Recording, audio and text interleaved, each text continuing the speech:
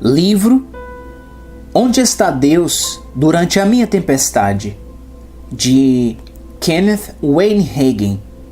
Capítulo 6. Vencendo Gigantes.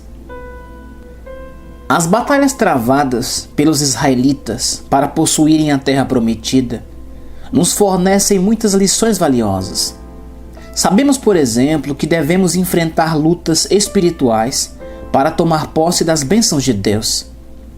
O apóstolo Paulo escreveu a Timóteo, seu filho na fé, o seguinte: milita a boa milícia da fé, toma posse da vida eterna, para a qual também foste chamado, tendo já feito boa confissão diante de muitas testemunhas.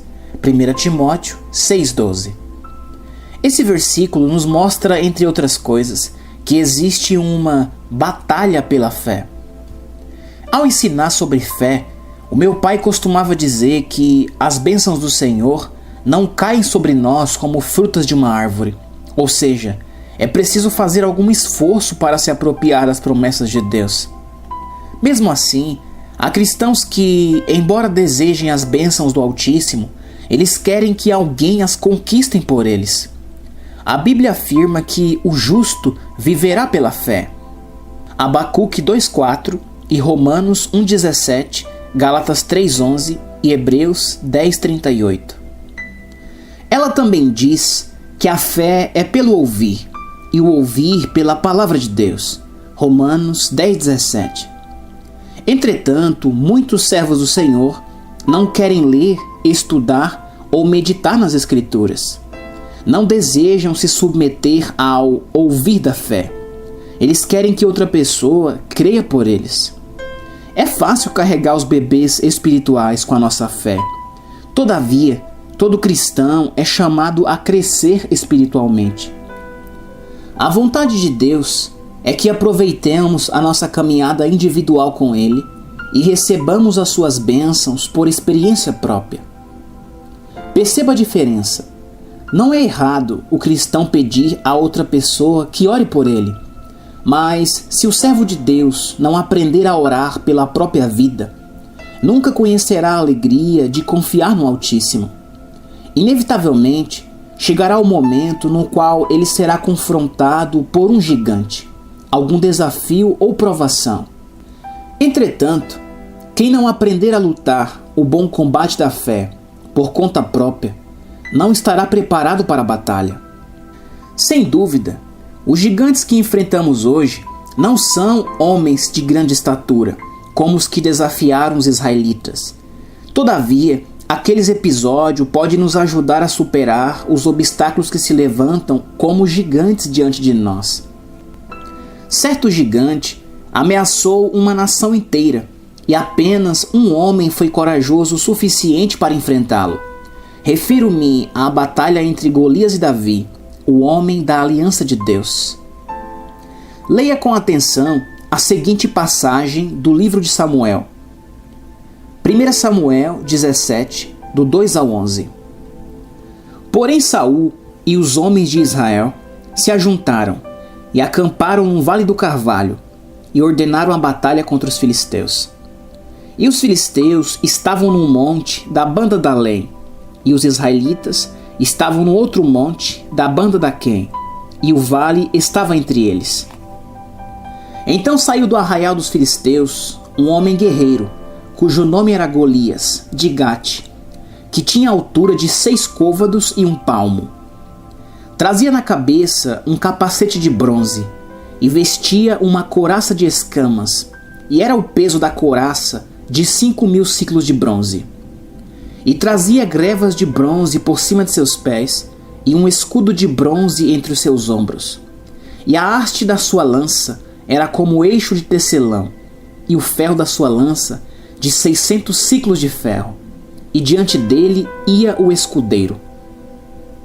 E parou e clamou às companhias de Israel, e disse-lhes: para que saireis a ordenar a batalha? Não sou eu filisteu, e vós, servos de Saul?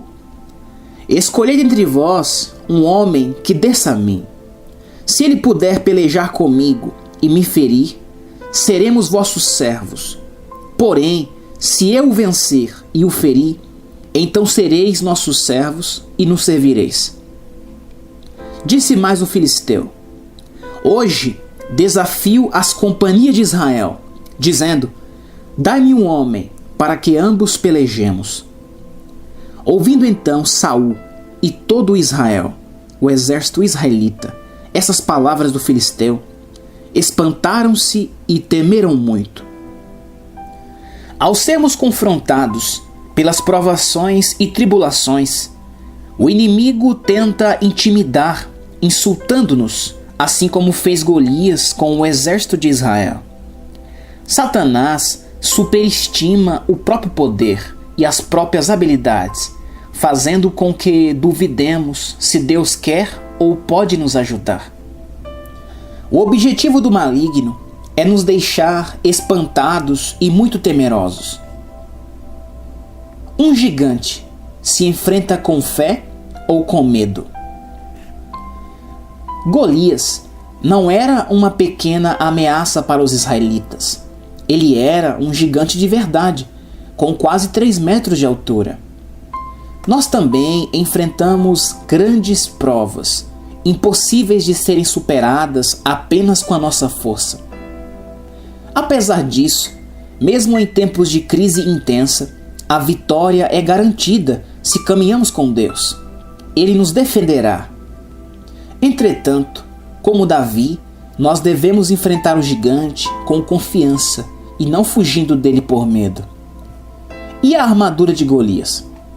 Na passagem, lemos que o capacete era feito de bronze e a couraça pesava cerca de 60 quilos, enquanto a haste da lança quase 7 quilos, versículos 5 e 7.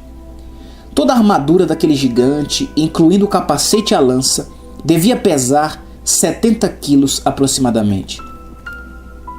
Quem conhece um pouco de atletismo sabe que na escola um disco para lançamento pesa de 3 a 4 quilos. Na faculdade, o disco padrão pesa pouco mais de 7 quilos. No ensino médio, eu participava de corridas como velocista e era bom no que fazia. Entretanto, eu não tinha estrutura nem condicionamento físico para arremessar disco. Eu era muito leve. O lançador do nosso time era bem mais pesado do que eu e realizava arremessos quase como quem lança uma bola de beisebol. Eu até conseguia pegar o disco com certa facilidade, mas devido ao meu biotipo, lançar na mesma distância que ele era impossível para mim.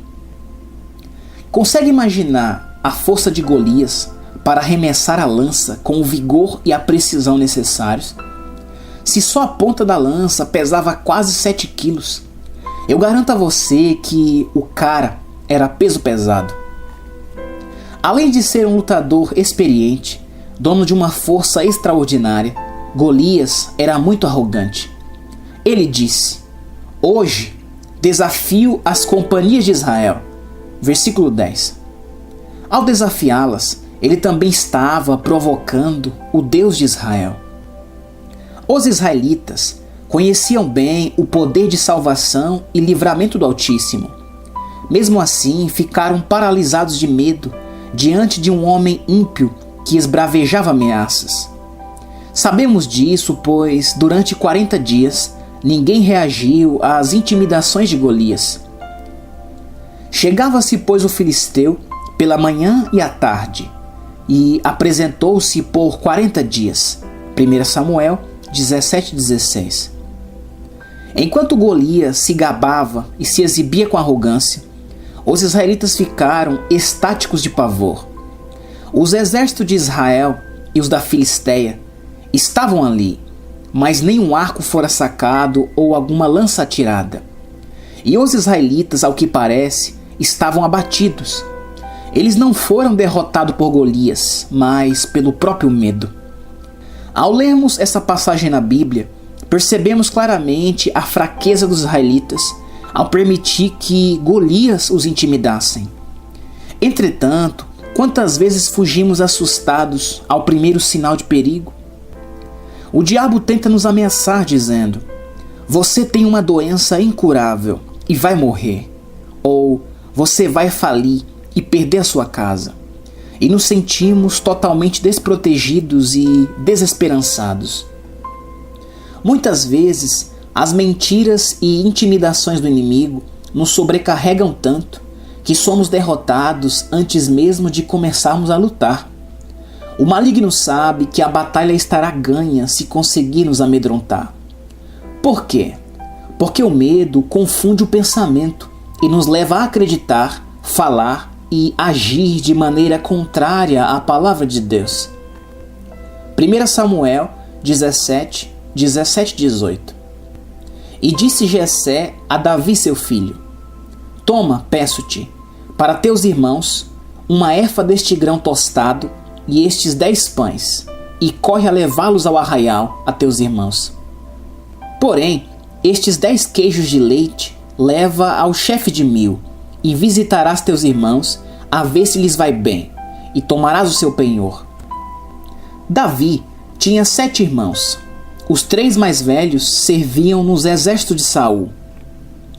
Davi foi ao campo com alimentos a pedido do pai, e ao chegar ouviu as intimidações e ameaças de Golias. 1 Samuel 17, 25 e 26. E diziam os homens de Israel: Vistes aquele homem que subiu? Pois subiu para afrontar a Israel. Há de ser, pois, que ao homem que o ferir, o rei o enriquecerá de grandes riquezas, e lhe dará sua filha, e fará isenta de impostos a casa de seu pai em Israel. Então falou Davi aos homens que estavam com ele, dizendo: Que farão aquele homem que ferir a este filisteu e tirar a afronta de sobre Israel? Quem é, pois, este incircunciso filisteu para afrontar os exércitos do Deus vivo? A reação de Davi às ameaças de Golias foi muito diferente da dos exércitos de Israel.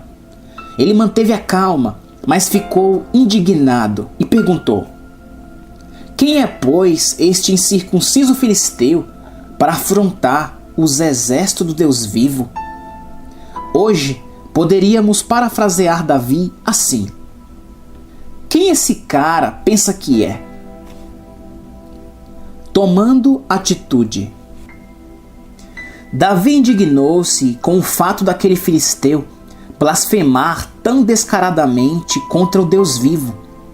Nós poderíamos agir da mesma maneira quando o diabo nos propõe a aceitar derrota.